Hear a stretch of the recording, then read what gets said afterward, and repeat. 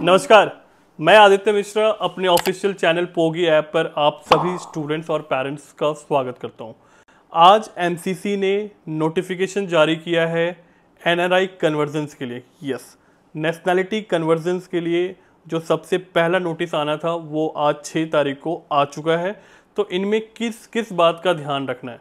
Documentations बहुत ही important है, but उससे पहले आइए नज़र डालते हैं कि डेडलाइंस क्या है और किन किन चीज़ों का ध्यान रखना है और कितनी बार आईएमसीसी आपको मौका देती है बाय द वे नेशनैलिटी को कन्वर्ट करने का। अगर आप पिछले पास्ट सेशंस की, पास्ट काउंसलिंग की बात करें तो हर बार मिनिमम 3 बार, हर काउंसलिंग में 3 बार तो आपको चांस मिलेगा आपको अपना नेशनैलिटी कन्वर्ट कराने के लिए। तो ये पहला नोटिफिकेशन है राउंड 1 के लिए जिसमें आप अपनी नेशनैलिटी को कन्वर्ट करा सकते हैं इंडियन से एनआरआई।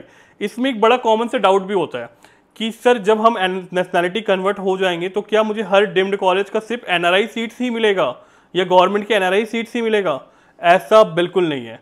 जब आप एनआरआई के लिए अप्लाई करेंगे, आपके एलिजिबल लिस्ट में नाम आएगा तो और जब आप चॉइस फिलिंग कर रहे होंगे तो हर कॉलेज में जितनी तरह की सीट्स है, like management and paid seats, NRI seats, normal seats, जिस कॉलेज में जिस तरीके के सीट्स भी अवेलेबल हैं, जैसे एक डीम्ड यूनिवर्सिटी की बात करें तो उसमें मैनेजमेंट सीट्स भी होते हैं और एनआरआई सीट्स भी होते हैं। आप दोनों पर क्लिक कर सकते हैं। आई रिपीट, अगर आपकी नेशनैलिटी कन्वर्ट हो भी जाती है एनआरआई में, फिर भी आप नॉर्मल सीट्स के लिए भी एलिजिबल होते हैं। जी हाँ, इस बात को आप ध्यान रखें। तो अगर किसी के लमसम कट ऑफ जा रही है, अगर आपको लग रहा है कि उस कॉलेज का आपको पेड सीट भी मिल सकता है, तो आप पहले पेड सीट पे ही क्लिक कीजिए, ना कि एनआरआई पे, क्योंकि एनआरआई आपको कम मार्क्स में भी कॉलेजेस मिलेंगे, इसकी गारंटी 100% है। बट एनआरआई में अगेन फीस स्ट्रक्चर का जरूर ध्यान रखिएगा। 10 तारीख को 10 AM तक ये डेडलाइन है, कल से ये स्टार्ट हो जाएगा। 7 अगस्त को 10 AM से ये आप मेल कर सकते हैं। मेल वहाँ पे नोटिफिकेशंस में लिखा गया है ug.nri.mcc@gmail.com। इस नोटिफिकेशंस को आप जरूर पढ़ें जो आपको मेरे स्क्रीन पे दिख रहा है। और ये जो एनेक्सर 1 है, जो लिस्ट ऑफ डॉक्यूमेंट है, इसको सीरीज वाइज ही लगाएं अपने मेल में। जब आप मेल कर रहे होंगे एमसीसी को, पहला जो आपको पहला पॉइंट, जो पहला डॉक्यूमेंट देना है, document claiming that the sponsor is an NRI, मतलब एनआरआई जो आपको स्पॉन्सर्ड कर रहे हैं उनका पासपोर्ट, वीजा जो भी है आपके पास। Number 2, relationship of NRI with document, मतलब आपका एनआरआई स्पॉन्सर से क्या रिलेशनशिप है। थर्ड, एक एफिडेविट होता है जिसमें स्पॉन्सर बताता है कि वो आपके सारे फीस को बेयर करेंगे। फोर्थ, एम्बेसी सर्टिफिकेट भी जरूरी है। 5वां, जो आपके पास ऑलरेडी है score card of the candidate, इन सब का फाइल नेम भी अच्छे से लिखना। समटाइम्स नहीं, मैक्सिमम टाइम देखा गया है कि आपके सारे डॉक्यूमेंट्स अलग हैं बट आपने मेल गलत तरीके से किया है और इसके बाद भी आपका, इसके वजह से आपका वो लिस्ट में नाम ही नहीं आता है। और जब MCC list of eligible candidate में आपका नाम नहीं रहेगा ना, आप कुछ नहीं कर पाओगे। आपके विंडो में वो चॉइस फिलिंग के लिए वो दिखेगा ही नहीं।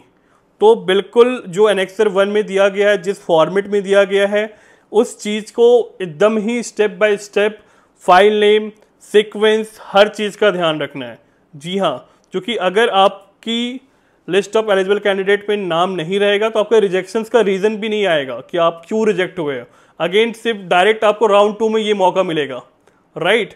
तो प्लीज़ ध्यान में करें, ये ध्यान लगा कर करें कि कोई भी मिस्टेक ना हो। वैसे आपको पूरे एनआरआई काउंसलिंग प्रोसेस में किसी भी तरीके का कोई हेल्प चाहिए तो you can hire me as your counsellor, जहाँ पे हम आपके रजिस्ट्रेशन और चॉइस फिलिंग एंड सारे डॉक्यूमेंटेशन प्रोसेस करके देते हैं। इसके बाद जो आपको ध्यान रखना है, डेडलाइन आपको मैंने बता दिया, लिस्ट ऑफ डॉक्यूमेंट्स बता दिए, ठीक है। आप बहुत ही शॉर्ट टाइम है तो आप अपनी लिस्ट ऑफ कॉलेज को भी मैप कर सकते हैं, क्योंकि वो सीक्वेंस बहुत ज़रूरी है। अभी साथ ही ऑल इंडिया कोटा और स्टेट काउंसलिंग के शेड्यूल भी जारी कर दिए गए हैं, तो डेफिनेटली ये बहुत ही शॉर्ट टाइम होगा जहाँ पे आपको सारी चीज़ें मैपिंग करनी है और अपनी ट्रैवलिंग को भी मैनेज करना पड़ेगा, क्योंकि सेकेंड राउंड के बाद जब आपके पास वो नहीं है, मतलब एक जो होती है फॉरफिटेड का एक डर आपके पास आ जाएगा कि मैं कौन से कॉलेज में करूं, कौन से स्टेट को फॉलो करूं, कौन सा ना करूं। जो कि फर्स्ट अटेम्प्ट में तो सारी चीज़ें सही है, आपका कोई भी अमाउंट जब्त नहीं हो रहा है, फॉरफिटेड नहीं हो रहा है, तो आपके पास ऑप्शंस हैं। बट ये ऑप्शन सेकेंड राउंड में नहीं रहेगा।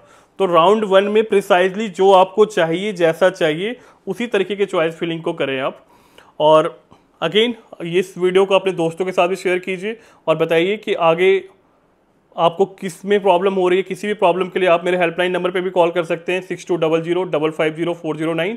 और एमसीसी और स्टेट के अदर इंफॉर्मेशन के लिए भी आप मेरे चैनल को फॉलो कर सकते हैं। यहाँ पे आपके सारे वीडियोस मिलते रहेंगी। धन्यवाद, थैंक यू।